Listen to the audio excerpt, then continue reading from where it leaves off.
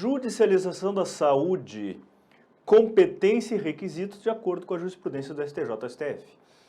Esse vídeo eu fiz atendendo a pedido de alunos que queriam, enfim, uma explicação mais didática sobre o que decidiu, o que vem decidindo o STJ-STF sobre a questão de fornecimento, ações judiciais, né? A judicialização da saúde trata de ações judiciais que pedem fornecimento de prestações de saúde, ou seja, medicamentos, tratamentos, cirurgias, próteses, etc., que pedem, portanto, prestações de saúde. Qual é a competência, quem tem que ficar no polo passivo, se é a União, Estados, municípios, os três, enfim, e os requisitos dependendo do tipo de medicamento, tá certo?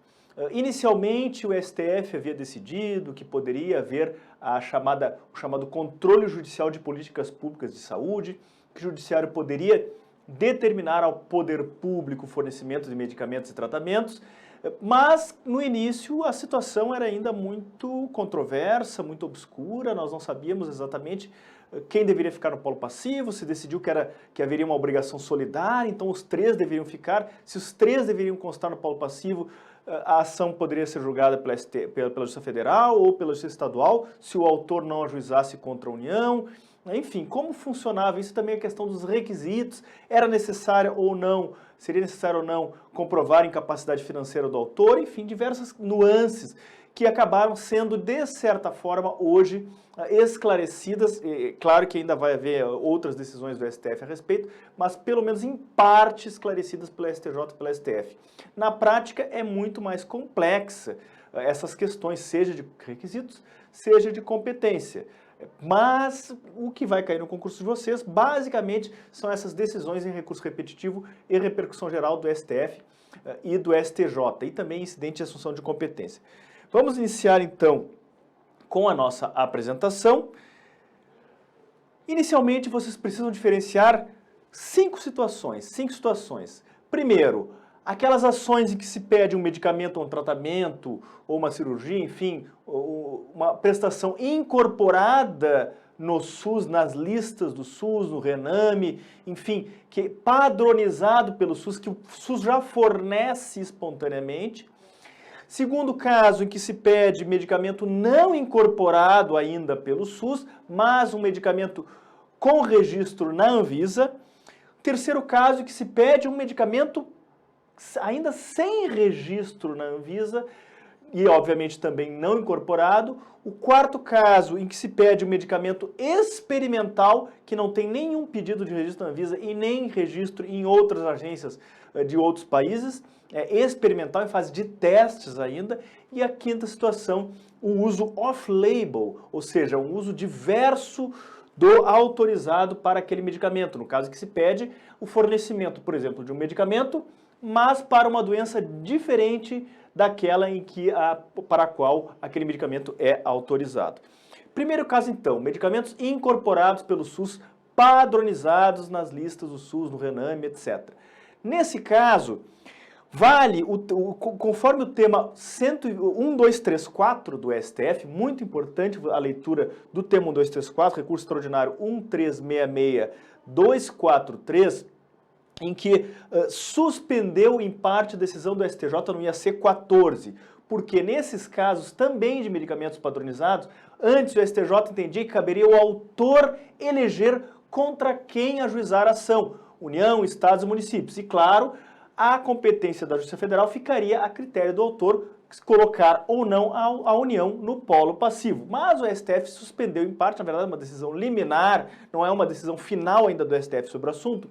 Decisão liminar suspendeu em parte o IAC 14, ao decidir que, nos casos de medicamentos padronizados incorporados no SUS, a composição do polo passivo deve observar a repartição de responsabilidades estruturada no SUS, ainda que implique deslocamento de competência. Portanto, deverá figurar no polo passivo aquele ente federativo que tiver responsabilidade e competência para o fornecimento daquele medicamento, daquele tratamento, conforme as regras administrativas de repartição do SUS, por exemplo, a União tem competência para, ou responsabilidade para medicamentos ou tratamentos de alta complexidade, oncológicos, etc. Nesse caso, portanto, deverá a ação ser ajuizada necessariamente contra a União, embora possa ser ajuizada também contra o Estado ou município, no caso concreto, mas o ônus financeiro ficará a cargo da União nesse caso, tá? Exemplificativamente falando.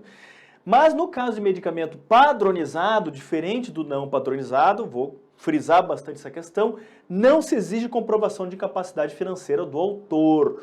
O SUS deve fornecer para toda e qualquer pessoa, todo e qualquer cidadão. Há uma universalização, portanto, no fornecimento desse medicamento, porque ele já consta nas listas de dispensação obrigatória por parte do SUS. Segunda situação, segundo caso, são os medicamentos não incorporados ainda pelo SUS, não padronizados, mas registrados na Anvisa. Ou seja, esse medicamento já existe na rede privada, mas ainda não foi incorporado na lista do SUS.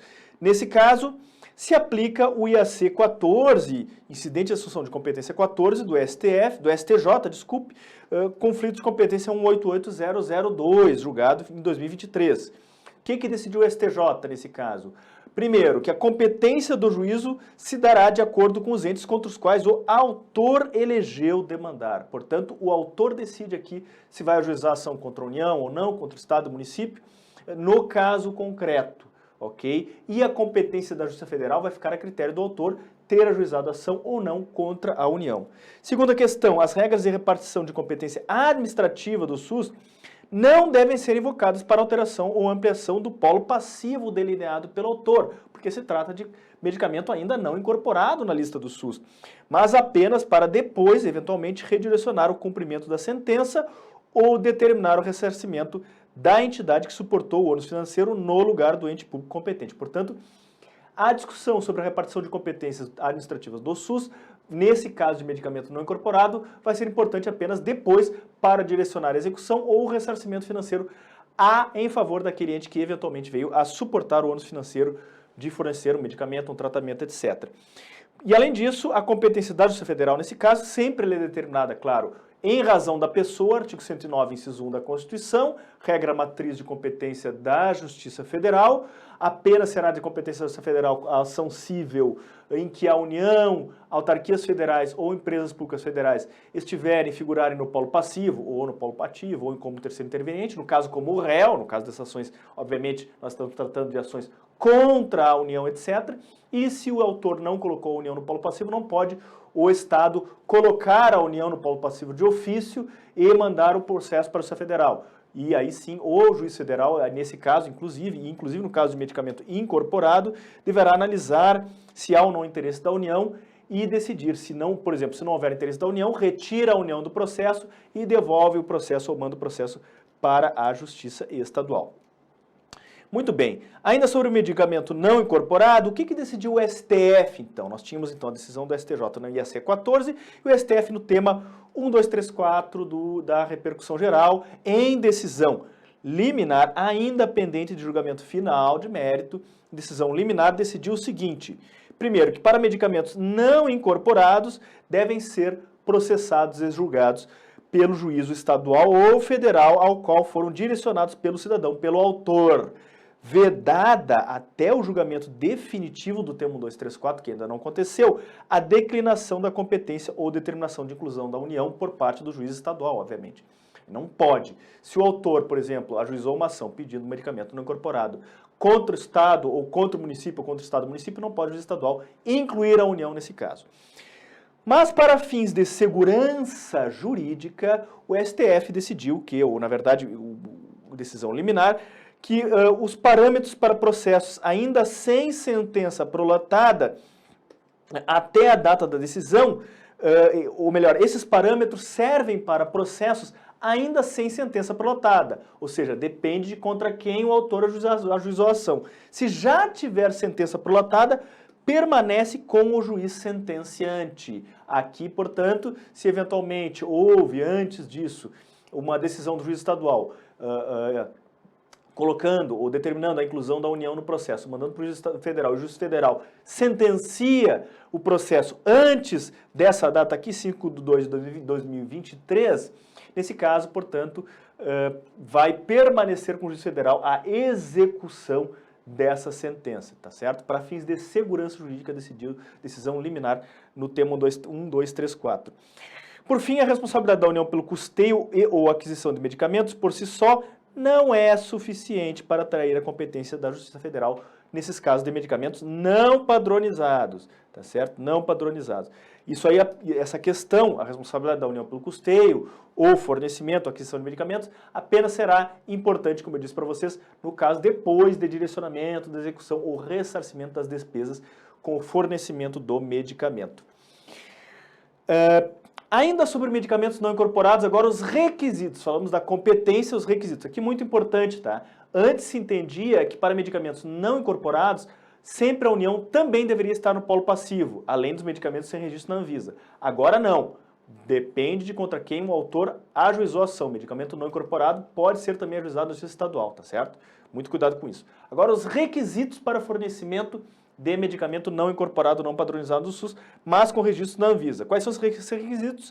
Estão no tema 106 do STJ, do recurso repetitivo. 3 requisitos, basicamente: comprovação por laudo médico da imprescindibilidade ou necessidade do medicamento e ineficácia dos fármacos fornecidos pelo SUS.